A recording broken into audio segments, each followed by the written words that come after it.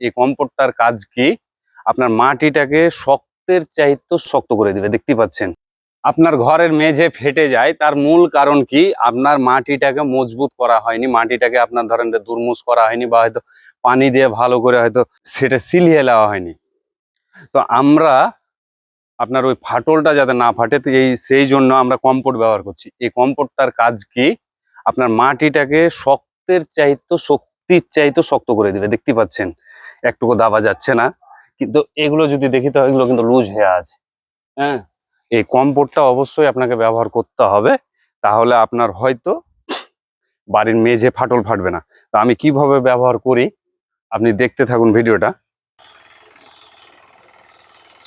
সবচাইতে মজার বিষয় হচ্ছে, এই কম্পোস্টটা যখন আমি ব্যবহার করছিলাম তখন আমাকে কৃষি কাজের মতন, যেমন হয়তো গরু দিয়ে হাল চাষ করে সেম ওরকম মনে হচ্ছিলো, কারণ সেম ওরকমভাবে আমি হয়তো জিনিসটা চালাচ্ছিলাম।